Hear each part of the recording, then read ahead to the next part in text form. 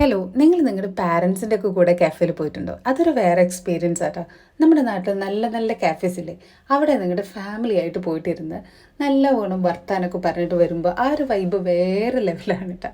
ചില സമയത്ത് നമ്മൾ വീട്ടിൽ രാവിലെ ഉച്ചയ്ക്കും വൈകുന്നേരം ഭക്ഷണം കഴിക്കുന്ന നേരത്തെ പോലും നമ്മൾ സംസാരിക്കാത്ത ചെറിയ ലൈറ്റായിട്ടുള്ള മൊമെൻറ്റ്സ് അവിടെ ഉണ്ടായിട്ട് പിന്നെ തിരിച്ച് വരുമ്പോൾ ഉണ്ടല്ലോ, അത് ശരിക്കും ഒരു കുറച്ച് ലവേഴ്സിനൊക്കെയും കുറച്ച് നേരം കാഫേ സ്പെൻഡ് ചെയ്ത്, അതായത് പുതിയതായിട്ട് കല്യാണം കഴിച്ച ആളുകൾ കുറച്ച് നേരം കാഫേയിൽ സ്പെൻഡ് ചെയ്ത് തിരിച്ചു വരുമ്പോൾ ഭയങ്കര ഹാപ്പിനെസ് ഉണ്ടാവും.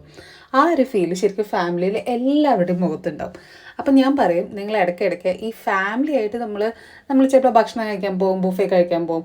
അതുപോലെ തന്നെ നമ്മൾ ഇടയ്ക്ക് നല്ല കാഫേയിൽ, ക്യൂറേറ്റഡ് കാഫേസിൽ നമുക്ക് പോകാൻ പറ്റുവാണെങ്കിൽ പറ്റുന്ന സ്ഥലത്ത് അറ്റ്ലീസ്റ്റ് ഒരു ചായക്കടയിലെങ്കിലും എല്ലാവരും പോയിരുന്ന ഒരു ചായ കുടിച്ച് തിരിച്ചു വരണം.